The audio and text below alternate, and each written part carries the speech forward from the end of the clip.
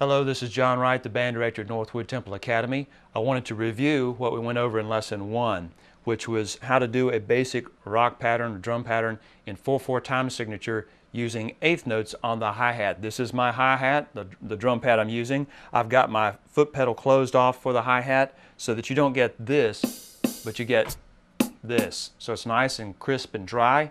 And that's what it's really ideal for when you're playing on, say, a verse where you want all the background, the drums, to be out of the way so the voice can come through clearly.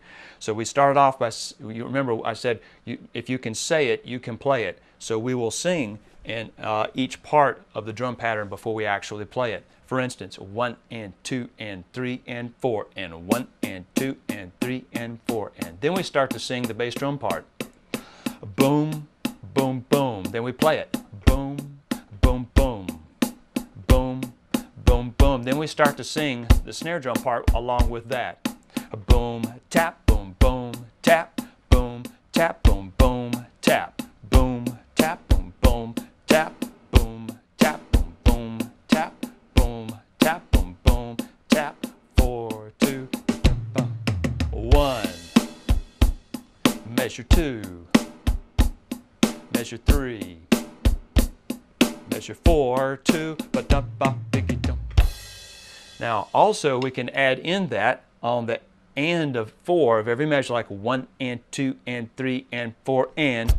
I'm going to pick up both feet at the same time and I'll get this like a 1 and 2 and 3 and 4 and 1 and 2 and 3, like so. I'll get this little like that at the end of it. It gives it a nice flavor, like this. 1 and 2 and 3 and 4 and 1 and 2 and 3 and 1 and you'll notice that I don't play the first beat, the first eighth note of every measure. I kind of just like that and just let the closing of the hi-hat and the kick drum to be kind of this like a closing of the door, like so. Kind of a neat effect.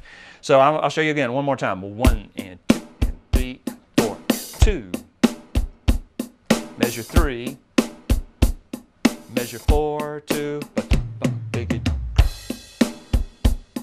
Measure 2, measure 3, measure 4, 2.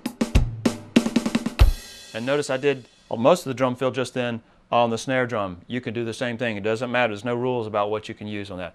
Now, sometimes eighth notes can be too busy. Sometimes you don't want eighth notes because it's just too much stuff going on.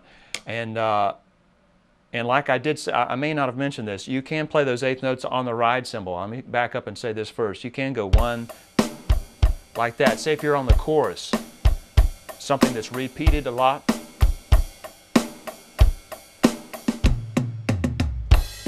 Then you may want to go back to the hi-hat closed on the verse. So there's a lot to do. There are some drummers who use cymbals, crash cymbals, as ride cymbals, just going. But it gets in the way. It's like this big wash of sound, and it's very, very distracting. You can drummers can get away with that in like a large arena, a coliseum, where the sound man's got complete control as to how much of that stuff we get. But in a small venue, maybe a small church, it's very, very distracting. It starts covering up everything, and it's just inappropriate. But enough said about that. But sometimes eighth notes on the hi-hat or the ride cymbal can be very distracting also. It gets too busy. Less is more. You want to just accompany what's going on. So sometimes we just want quarter notes on the hi-hat. A quarter note is just one strike on every beat. 2, 3, 4, 1, 2, 3. And the way you stack it all up again is just sing it or say it before you play it. Boom, boom, boom. Boom, boom, boom. Then we play it. Boom, boom, boom. Boom, boom, boom. Now you'll notice I'm having to play one of these bass drum beats when I'm pulling the stick at this highest point on the end of 2. 1, 2, and 3, 4. 1, 2, and 3. You got to feel the upbeat in your hand so that you'll be able to know to play that upbeat on the bass drum. 1, 2, and 3, 4. 1, 2, and 3, 4. 1, 2, and 3, 4. Now, you can have your sticks crossed depending on how, say if you got your hi-hat over here. I've got mine situated so I can have my sticks like this, so I can do any kind of a pattern and the sticks don't interfere with one another. Depends on how your drum set is set up. But again, it's 1, 2, and and 3, 4, 1, 2, and 3. Then you start singing your snare drum.